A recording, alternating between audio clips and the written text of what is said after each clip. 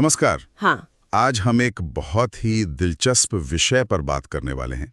श्री विंध्येश्वरी प्रसाद द्विवेदी जी की एक रचना है वास्तु रत्नाकर जी। इसमें अहिबल चक्र जैसी बातें भी शामिल हैं और ये हमें पुराने समय में भारत में घर कैसे बनते थे, उनके डिजाइन के पीछे क्या सोच थी, उसकी एक झलक देता है। बिल्कुल। हमारे पास जो जानकारी है उसमें संस्कृत के श्लोक हैं और उनका हिंदी अनुवाद भी।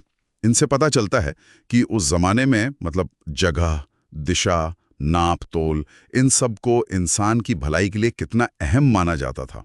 हाँ। तो चलिए इस पुराने ज्ञान की कुछ मुख्य बातों को समझने की कोशिश करते हैं। हाँ, बिल्कुल। और देखिए, इस ग्रंथ की ना बुनियाद ही यही सोच है कि घर सिर्फ एक मतलब रहने की जगह भर नहीं है, बल्कि ये प्रकृति और जो ब्रह्मांड की शक्तियां हैं उनके साथ एक तालमेल, एक हार्मनी बनाने का सेंटर है। अच्छा। इसमें जमीन कैसे चुने, जिसे भू परीक्षा कहा गया है, हाँ। वहां से लेकर सही मुहूर्त में काम शुरू करना, मतलब गृह आरंभ, हाँ। और दरवाजे यानी द्वार वो किस दिशा में हो, इन सब छोटी बड़ी बातों पर काफी विस्तार से बात की गई है। ये भू परीक्षा वाली बात बड़ी मजेदार है। स्रोत में जिक्र है कि कुछ तरीके थे, जैसे जमीन में गड्ढा खोदो, फिर उसे वापस भरो जी। और देखो कि मिट्टी कम है, बराबर है या ज्यादा निकली।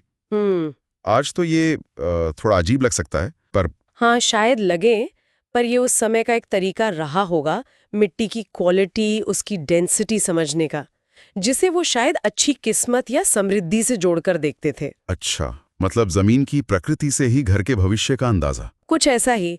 और ये सिर्फ बाहरी चीजें नहीं थीं, घर की लंबाई चौड़ाई के आधार पर बाकायदा गणितीय गणनाएं होती थीं। गणितीय गणनाएं? हाँ, जिन्हें आय और व्यय कहा गया।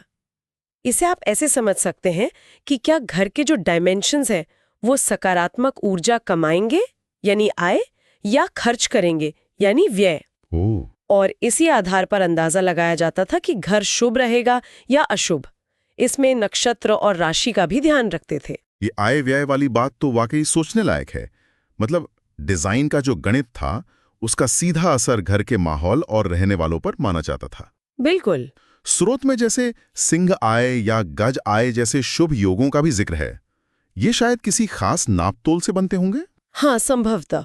क्या स्रोत ये बताता है कि ये गणनाएं कितनी मुश्किल थीं, या इन्हें कौन करता था, कोई विशेषज्ञ? देखिए, स्रोत गणनाओं की बहुत ज्यादा बारीकियों में तो नहीं जाता, पर यह साफ है कि ये काम वास्तुशास्त्री या जो उस विषय के जानकार थे वही करते होंगे।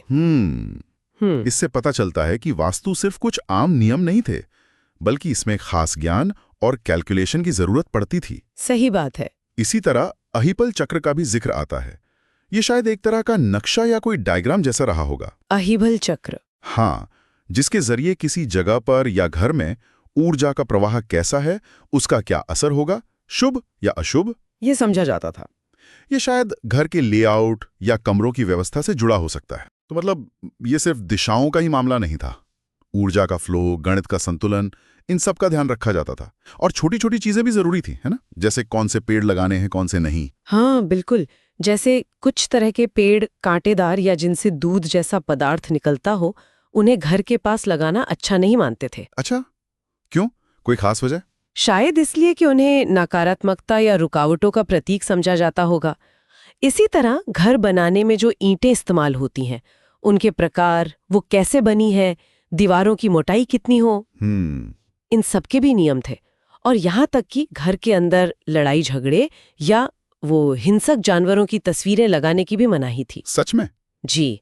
मकसद साफ था, एक शांत, सकारात्मक और सुरक्षित माहौल बनाना। ये सब सुनकर तो लगता है कि वास्तु रत्नाकर सिर्फ कुछ नियमों की लिस्ट नहीं है, ये तो एक पूरा दर्शन है। हाँ। ये बताता है कि प्राचीन भारत में ये माना जाता था कि अगर घर को सही विधि विधान से बनाया जाए, मतलब सही जमीन, सही दिशा, सही नाप तोल, सही वक्त और सही सामान का इस्तेमाल करके, जी, तो ये रहने वालों के लिए सुख, समृद्धि और अच्छी सेहत ला सकता है। हर चीज का अपना महत्व था। आपने बिल्कुल सही समझा। ये ग्रंथ यही दिखाता है कि वास्तु सिर्फ आर्किटेक्चर नहीं था, ये जीवन जीने का एक, आप कह सकती हैं, समग्र नजरिया था।